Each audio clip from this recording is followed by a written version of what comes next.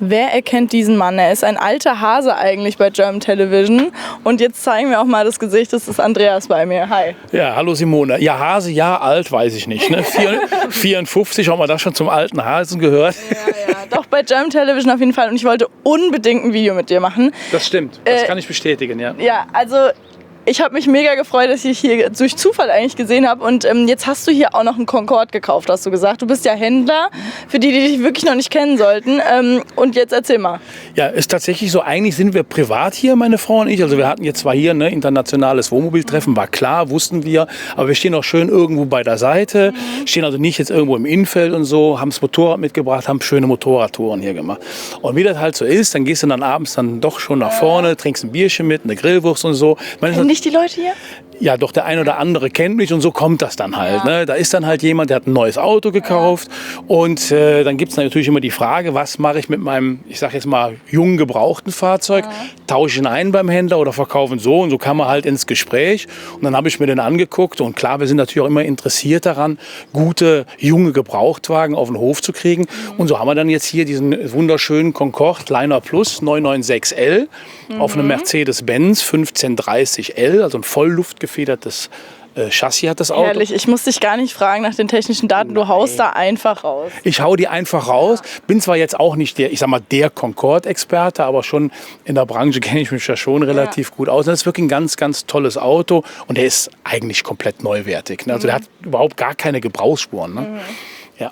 Wir zeigen auch mal ganz kurz den, du darfst mal kurz hier einmal einen Schwenk machen, den Verkäufer. Er wollte eigentlich gar nicht so viel reden, aber sag mal ganz kurz seinen Namen wenigstens. Mein Name, Helmut Zimmer ist mein Okay, wie lange hast du den jetzt gehabt? Name. 2,5 Jahre. Okay. Ja. Und geht's jetzt auf einen anderen Concorde, oder? Ja, ich habe 4-mal Concorde gefahren, jetzt geht's mal auf Morelo, aber den fahre ich schon auch nur 2 Jahre. Okay, alles klar. Also du verkaufst die recht schnell dann immer wieder. Ja, weil es wird ja langweilig, wenn man zu lange mit so einem Wohnmobil fährt. Okay. Genau. Gut, ich danke dir, dass du ganz kurz mal ein paar Worte gesagt hast, aber Andreas, der will einfach reden, der ist einfach für die Kamera geboren, oder? Aber so Leute wie den Helmut, den braucht man. Wenn ich das schon höre, ne, ich bekomme jetzt einen Morelo, den fahre ich nur 2 Jahre und dann gibt es wieder einen neuen. Davon lebt die Branche ja nun mal am Ende des Tages. A, produzieren wir wirklich so relativ junge und gute Gebrauchtwagen dann, die man dann wieder in den Markt, ich sag mal, abverkaufen kann und natürlich kurbelt auch den Absatz von Neuwagen an. Ne? Das ist eigentlich ein Traumkunde, wenn man den einmal so hat. Aber ich habe ihn wirklich erst hier kennengelernt. Wir kannten uns vorher überhaupt gar nicht. Haben am ersten Abend dann auch, als ich mir das Auto angeguckt habe, sind wir dann drin kleben geblieben, haben bis abends um 12 Uhr da drin eine relativ lustige Weinproberunde gemacht. Ich kann mir schon vorstellen, was das heißt. Also es war wirklich sehr, sehr kurzweilig und so entsteht dann eben auch auf so einer Veranstaltung hier, die der Wolfgang Horst dann so ins Leben gerufen hat, auch wirklich Freundschaft. Also ich glaube auch, dass wir über das Auto hinaus noch zukünftig tatsächlich mal die ein oder andere Tour machen Ja, werden. cool. Genau. Bist du denn hierher gefahren, um wieder ein paar neue Leute kennenzulernen? Ja, also klar, wenn du hier hinfährst, dann ist es auch irgendwie immer so ein bisschen Netzwerken, sonst darf man erst gar nicht zu so einer Veranstaltung hinfahren. Ich bin zwar privat hin, aber klar, du setzt dich abends zusammen, da sitzt du mit dem Hartmut Konrad zusammen von Hacko Video, dann der Wolfgang Horst, das ist ja auch so ein Tausendsasser, der kennt Gott und die Welt und so kommst du dann ins Gespräch und so entstehen dann natürlich dann auch solche Gespräche, wo dir dann so ein Auto angeboten wird und da kannst du einfach nicht dran vorbeigehen und ich denke mal so in 2-3 Wochen, also noch, ich denke mal Ende Juni wird das Auto dann jetzt bei uns auf dem Handelsplatz stehen. Der bekommt seinen neuen zwar erst im August, September. Und dann werden wir das Fahrzeug dann anbieten. Und das ist, ich sag mal, eine einmalige Gelegenheit, an so ein Fahrzeug zu kommen, was direkt verfügbar ist mit einer Vollausstattung. Wir können gleich mal reingehen. Ich denke mal, der Helmut erlaubt uns das schon. Da ist einfach alles drin und das ist einfach ein Träumchen, das Auto. Ne? Du machst es mir unglaublich leicht zu moderieren, weil du eigentlich schon weißt, wie es läuft und weil du ja auch gerne erzählst und so weiter. Du lebst deinen Beruf, also sonst wärst du auch nicht hier. Und du bist der größte Carthago-Händler Deutschlands, richtig? Ja, einer der größten Carthago- und Malibu-Händler. Wir vertreiben diese Marken exklusiv. Und immer wieder kommen natürlich auch Kunden zu mir, die dann auch, ich sag mal, junge Gebrauchtfahrzeuge suchen. Und die kaufen wir auch aktiv, kaufen wir die zu.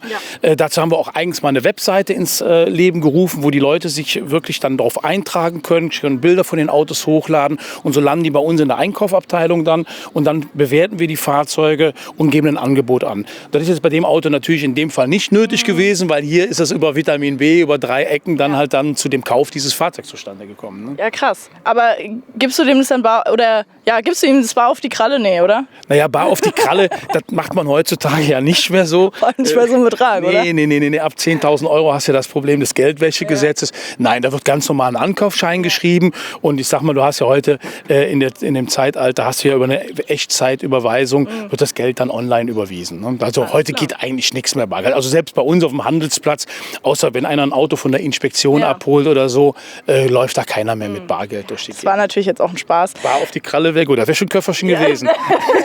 Aber dann musst du echt aufpassen, hier wurde ja auch mal eingebrochen, hast du mitbekommen hier auf dem Gelände? Ja, wohl am ersten Abend von Freitag auf Samstag habe ich gehört, sind hier einige Autos eingebrochen worden. Ganz witzig, ich habe zwischen 3 und 4 auch wach im Bett gelegen und habe Schritte hinterm Wohnmobil gehört. Dann dachte ich, naja, ist vielleicht einer, der noch mit dem Hund geht oder so. Habe jetzt nicht aus dem Fenster geguckt, habe auch keinen gesehen, aber die Schritte habe ich tatsächlich gehört. Vielleicht war das der Dieb, ich habe keine Ahnung. Bei uns war jetzt alles okay. Toi, toi, toi. Obwohl ich das Motorrad vor der Türe stehen hatte. Aber das schiebt keiner weg, das ist zu schwer. Das wäre auch sehr auffällig, glaube ich. Ja. Gut, lass uns doch mal ganz kurz ums Fahrzeug rumgehen. Können wir gerne. Was gibt es denn da so Besonderes zu sehen? Ja, besonders ist halt, was ich an dem Auto sehr schön finde, der hat halt schon diese 9 Klappen halt, ne, die du halt über den einfachen Händedruck per Touch kannst du die halt öffnen. Warte mal nicht. Genau. Kannst du die halt öffnen und der hat schon eine riesengroße Garage. Und dann guck mal hier, da sind 4 Fahrräder drin. In der Mitte könntest du jetzt theoretisch noch einen Roller reinschieben ins Fahrzeug. Das Fahrzeug ist komplett ausgestattet mit 3 dicken Lithium-Batterien, hat Solar auf dem Dach drauf, hat sogar einen fest eingebauten Generator drin. Also hiermit bist du einmal komplett autark mit dem Fahrzeug. Ja? Das habe ich auch noch nicht gesehen. Was ist das jetzt hier, um die Fahrräder noch mal zu stabilisieren oder wie? Ist das so auch standardmäßig drin? Nee, das ist nicht standardmäßig. Gibt es ja verschiedene Systeme. Das müsste jetzt das System von Bikeholder halt sein. Das kannst du auf jeder Messe kannst du das kaufen. Da stellen die auch aus. Das ist eigentlich eine super Sache, weil wenn du keine Fahrräder mitnimmst, nimmst du einfach die Stange oben aus der Halterung oben raus und hast deine Garage wieder komplett frei zur Verfügung. Ah, das heißt, du brauchst halt nicht eben diese rausziehbaren Fahrradständer oder sowas, ne? Genau, da gibt es ja auch die tollsten Systeme und sehr unterschiedliche Systeme. Das ist halt jetzt eins, wo du wirklich äußerst flexibel mit bist. Ne? Verstehe, okay. Die Tür auf der anderen Seite ist etwas schmäler. Die ist etwas schmäler, genau. Ich sag mal, im Regelfall brauchst du dir jetzt nur, wenn du dein Fahrrad jetzt vorne noch mal irgendwie befestigen möchtest oder möchtest da mal nur eine Kleinigkeit ein- oder ausladen. Ja. Die Hauptladeluke ist natürlich hier immer auf der Seite, wo dann auch die Eingangstüre ist, weil hier spielt sich im Grunde genommen das Leben ab. Ne? Markise ist draußen etc. Ne? Okay. 2 Markisenbeleuchtung hat der auch ringsrum laufen, auf der anderen Seite auch. Ja. Also das ist schon ein richtig schickes Auto auch. Ne? Und wenn du hier guckst... Einiges dabei, ne? Nee, das Auto ist ja hier, das ist echt ein neuwertiges Fahrzeug. Ja. Du siehst, na? Vorführeffekt? Ja, nichts Vorführeffekt, ich war nicht fest genug. Du siehst ja keine Kratzer, der ist jetzt nicht aufbereitet worden oder so. Das ist so, wie der Kunde das Auto in der Nutzung hat. Ja. Und das ist natürlich sensationell. Ne? Ja. Ist der jetzt mit dem hier noch unterwegs, oder? Der ist noch mit dem Auto unterwegs. Das Auto kriegen wir so in 2 oder 3 Wochen, kriegen wir das vorbeigebracht. Und normalerweise ist der normale Weg, dass die bei uns durch die Aufbereitung laufen. Und nach der Aufbereitung, wenn die dann von unserem Fotografen, wenn die fotografiert und dann online gestellt. Okay. Aber die Nummer Aufbereitung, die können wir bei dem Fahrzeug, können wir uns echt schenken. Hier ist gar nichts dran. Das ist ein neues Auto, hat 17.000 Kilometer gelaufen. Ne? Was heißt denn Aufbereitung? Was wird dann gemacht? Ja, normalerweise, sage ich jetzt mal, wenn so ein Fahrzeug kommt, hat es ja schon von der Nutzung vom Vorbesitzer, hat es ja einige Gebrauchsspuren. Ne? Leichte Kratzer oder am Holz ist irgendetwas oder der Teppich oder die Polster müssen aufgearbeitet werden. Das ist bei dem Auto alles nicht. Wenn du da reingehst, das Auto sieht aus wie unbenutzt. Das ist wirklich der Wahnsinn. Ja. Dann lass uns mal ganz kurz auf die andere Seite. Schöne Anhängerkupplung hast du hier. Der hat auch eine Anhängerlast von 3,5 Tonnen. Das heißt also, du kannst auch, wenn du jetzt in den Wintersport beispielsweise fährst, kannst du deinen PKW halt mitnehmen. Viele haben ja dann ein SUV beispielsweise hinten dran stehen. Der hat eine 360-Grad-Kamera drin verbaut. Das heißt also auch das Rangieren alleine mit dem Fahrzeug ist wirklich sensationell einfach. Und, das können wir uns gleich mal anschauen, wenn wir drinnen sind, der hat hinten im Schlafzimmer hat nochmal einen separaten Monitor. Und du kannst auf Tastendruck also sehen, was ums Fahrzeug herum passiert. Dann wird also die Kamera aktiviert. Also auch für Einbrüche gut. Ganz genau. Ja. Beispielsweise die Nummer mit den Einbrechern jetzt hier vor 2 Tagen hier auf dem Stellplatz.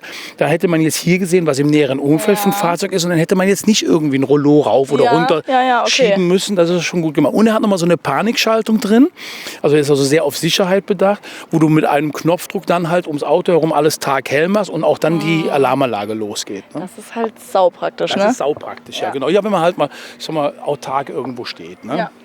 Okay, er hat eine alte Heizung mit drin. Ja klar, der hat eine alte Heizung drin, der zusätzlich hat ja nochmal eine Webasto-Heizung drin, die auch in den Warmwasserkreislauf der alten Heizung mit eingreift. Das heißt also, du hast hier 2 unterschiedliche Heizsysteme. Du kannst also mit der alten Heizung alleine heizen oder auch mit der Webasto-Heizung oder auch beide parallel laufen lassen, um halt einfach die Heizstärke zu verstärken. Und natürlich hast du bei der alten Heizung, wie ja bei jeder alten Heizung, hast du auch die 3 kW Elektropatrone mit drin. Das heißt, du kannst also auch nochmal elektrisch kannst du auch nochmal unterstützen. Okay, also ich brauche hier eigentlich gar keine Schlüssel mehr und Knöpfe und... Ganz genau. Hier siehst du noch verbaut, dass die alte Flow, wie sagt der Sven immer so schön, duschen, bis dass der Tank leer ist. Das heißt, in dem Augenblick, wenn du wirklich das warme Wasser aufdrehst, steht sofort warmes Wasser in der Leitung an. Und du kannst jetzt wirklich, ich weiß nicht genau, was der müsste so 360 bis 400 Liter Frischwasservolumen haben, also wirklich satt. Ja. Kannst du wirklich komplett durchduschen. Bis zum letzten Tropfen hast du warmes Wasser, ne, weil es einfach nicht von der alten Heizung dann aufbereitet wird. Ja, okay, verstehe. Ja, genau. Cool. Wir wollen ja ein bisschen uns sputen, deswegen machen wir das Ganze ein bisschen im Schnelldurchlauf. Wir machen so ein kleines Quickie, dann machen wir nicht unbedingt jede Klappe halt. Ne? Hier halt schön nochmal so eine Klappe halt, eine, wo man Werkzeug und so ein Zeugs halt reinbringen kann. Ja. Sehr man sieht es ganz schön halt jetzt auch in Benutzung noch, ne? Ja, das ist noch komplett in Benutzung, ja. Ich würde sagen, wir gehen jetzt mal so langsam, gehen wir drumherum, gehen wir ins Fahrzeug rein. Ja, sehr gerne. So ein Shortcut halt hier machen. Na, alleine wenn du die Front hier von dem Auto siehst, das ist schon eine Nummer. Ne? Das ist schon echt eine Burg auf dem Campingplatz, so ein Auto. Absolut. Ne? Ja, man sieht hier tatsächlich echt viele Concords. Kannst du dir das erklären?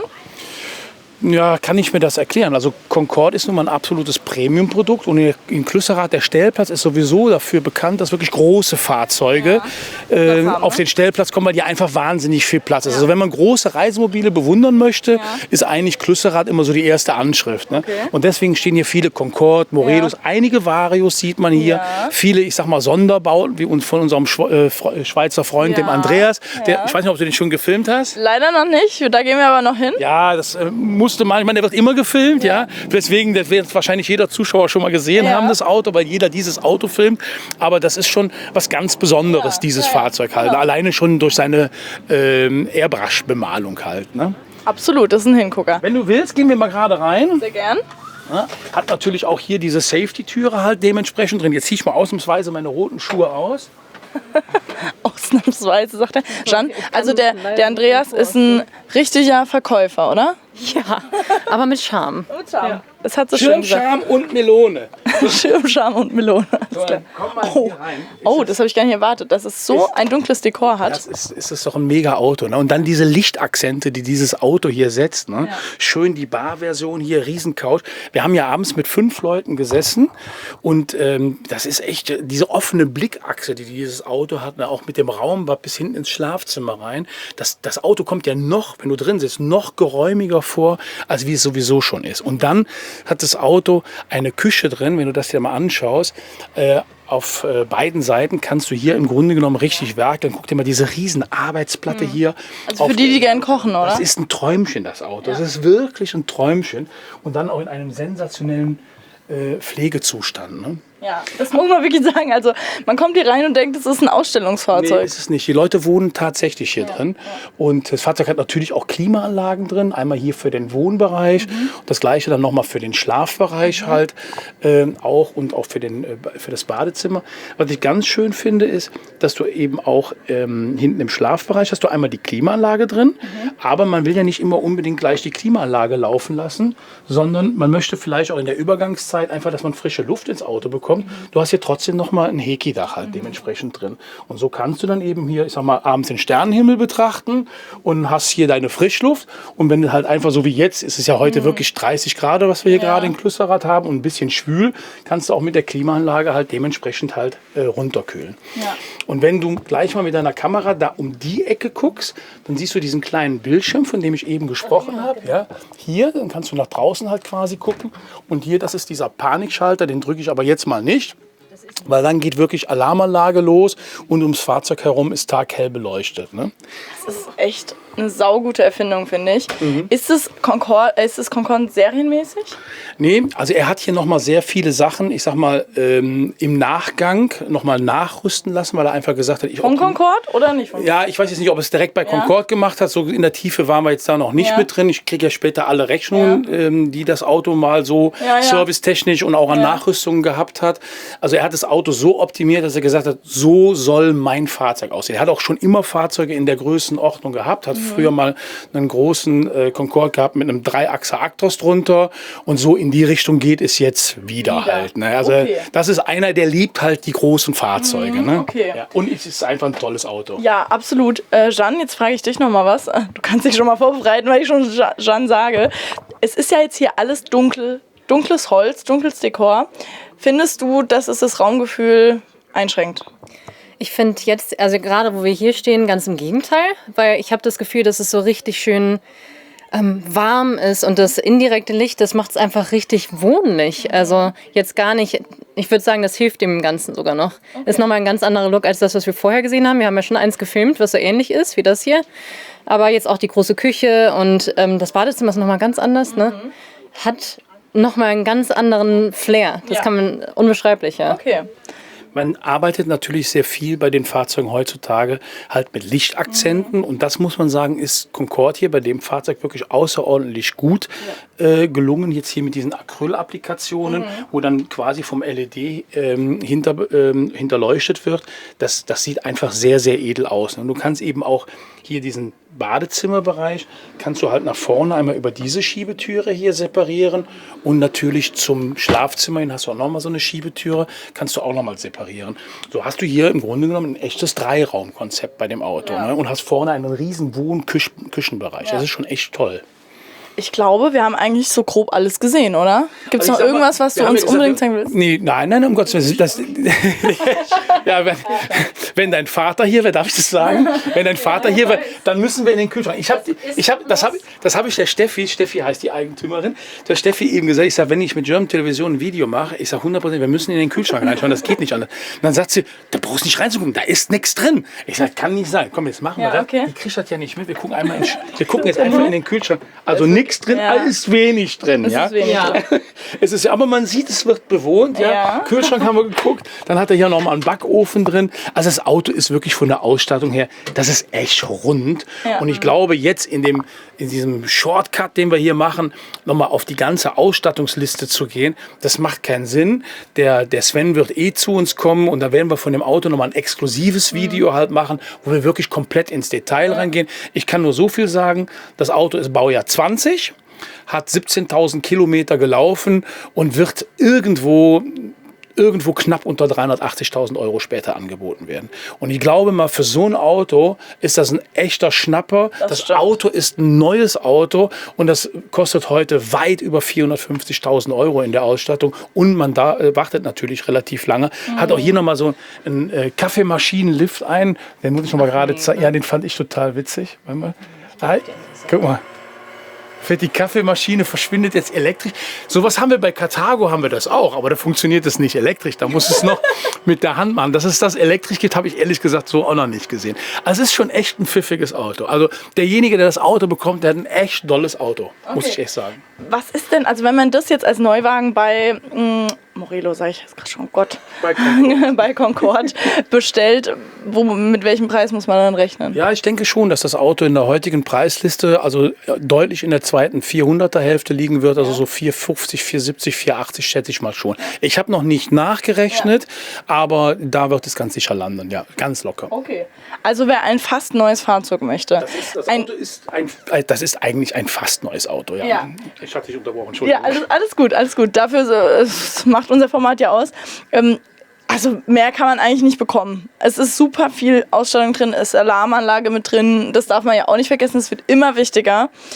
Also nicht nur Alarmanlage, sondern wie nennt man das Ganze? Nochmal Sicherheitssystem. Die ganze Sicherheitstechnik in den Fahrzeugen heute, da ist das Auto also auch weit vorne, hat ein Jenat-Soundsystem hat der drin. Es ist wirklich, es gibt kaum etwas, ich wüsste eigentlich gar nichts, was in dem Auto einfach fehlt. Das ist einfach echt ein komplett rundes, volles, ausgestattetes Fahrzeug mit einem traumhaften Chassis drin. Ja? Alleine dieses Chassis hier mit der Vollluftfederung, das ist ein Dahergleiten sensationell.